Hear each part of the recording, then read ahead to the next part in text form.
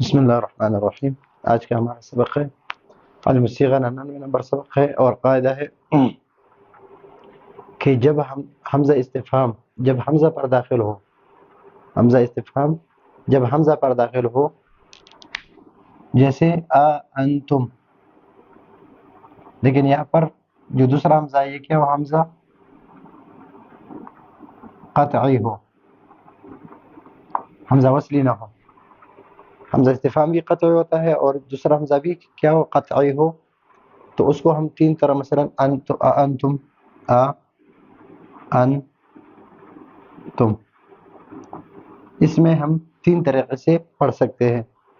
سب سے پہلا طریقہ یہ ہے، تو جائز ہے کہ دوسرے کو اس حرف سے بدل دیا جائے، جس کا قاعدہ تخفیف مقتضی ہے، قاعدہ تخفیف مقتضی ہے۔ چنانچہ انتم اور اونتم پڑھ سکتے ہیں، جائز ہے کہ انتم پڑھ لے یا اونتم پڑھ لے، ون تم، اوادم قاعدے کے مطابق کہ وہاں پر دو حمزہ ہو اور دونوں میں سے ایک مکسور نہ ہو، تو اس کو حمزہ کو واو سے بدل دینا، یہ کیا ہے؟ وہاں پر ضروری ہے لیکن یہاں پر جائز ہے، یہاں پر کیا ہے؟ جائز ہے۔ تو یہاں پر انتم کو پڑھیں گے اونتم، اس کو کس سے بدل دیں گے؟ واو سے بدل دیں گے، اون تم۔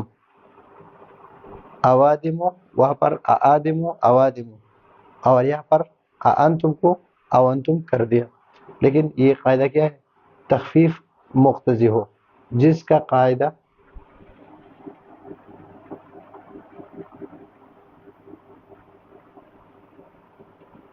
مقتضی ہے، چنانچہ انتم اور اونتم پڑھ سکتے ہیں۔ دوسری طرح اس کو انتم کو ہم ایک تو اونتم پڑھ سکتے ہیں، اور یہ بھی جائز ہے کہ حمزہ میں تسہیل قریب یا بعید ہو۔ تسہیل قریب یا بعید یعنی حمزہ کے مخرج اور اس کے ماقبل، حمزہ کے مخرج اور اس کے ماقبل کی حرکت کے موافق، یا اس کے حمزہ کی حرکت کے موافق پڑھ لیں تو یہ بعید ہے، اور یہ کیا ہے؟ قریب ہے، لیکن دونوں ایک جیسے ہیں، یا پر بھی فتحہ ہے یا پر بھی فتحہ ہے، تو قریب، تسہیل قریب اور تسہیل بعید دونوں ایک ہی ہوں گے، تو حمزہ کا جو مخرج ہے اس کے اور اس کی حرکت کیا فتحہ ہے، تو فتحہ کا حرف علت، فتحے کا وہ کیا ہے؟ حرف علت وہ الف ہے، تو الف اور حمزہ کے درمیان اس کو پڑھ لے، انتم، انتم، تو انتم، انتم، انتم، ان کے درمیان پڑھنا، اس کو تسہیل قریب کہتے ہیں۔ تو اس کو تسہیل قریب یا تسہیل بعید کر لے تو یہ بھی جائز ہے۔ اور دوسری صورت یہ ہے، اور یہ بھی جائز ہے کہ دونوں حمزہ کے درمیان الف لے آئے، مثلا ان تم کے درمیان کیا لائے؟ الف لائے، تو انتم، تو یہ الف ہم لکھتے، اگر اس طرح ہو حمزہ کے بعد الف ہو، اس کو ہم مد کڑے زبر یا مد کی شکل میں لکھتے ہیں، تو انتم، انتم، اس طرح پڑھیں گے۔ تو انتم کو یا انذرتہم ام لم تنذرہم، انذرتہم، اونذرتہم، انذرتہم، یا انذرتہم، انذرتہم، تو ایک حمزہ استفہام ہو اور دوسرا حمزہ قطعی ہو، تو اس کے تین طریقے سے پڑھ سکتے ہیں، یا اس کے یعنی قاعدہ تخفیف کے مقتضی ہے، جس طرح ائمۃ اور اوادم میں، یا انتم تسہیل قریب اس میں کر رہے ہیں، تسہیل بعید جس طرح انذرتہم، اور یا اس کے درمیان الف لے آئے، دونوں حمزہ کے درمیان الف لے آئے، تو کیا بنے گا؟ انتم، انتم، تینوں طرح پڑھ سکتے ہیں۔ ابھی یہ یہاں پر حمزہ قطعی کی جو شرط ہے کیوں لگائی؟ یہ اس لیے لگائی کہ اگر حمزہ وصلی ہو اور مفتوح ہو، کیا ہو؟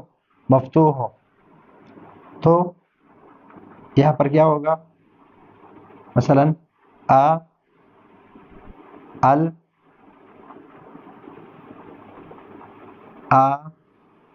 نا الآن حمزہ استفہام ہے، یہ حمزہ وصلی ہے، الآن الآن الف لام والا ال، تو یہ حمزہ وصلی ہے، اور یہ حمزہ وصلی کو ساکن نہیں کر سکتے کہ پھر تین حرف جو ہے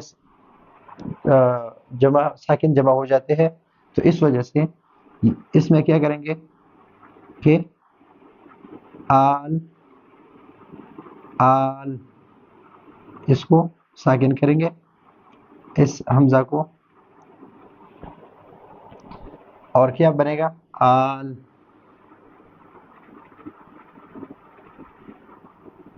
آنا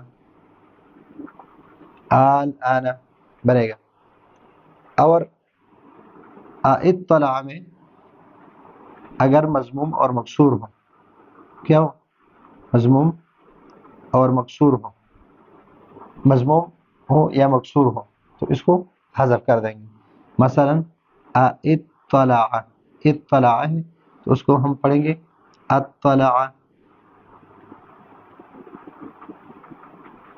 اطلع، اور استفیہ استفیہ استفیہ کو پڑھیں گے استفیہ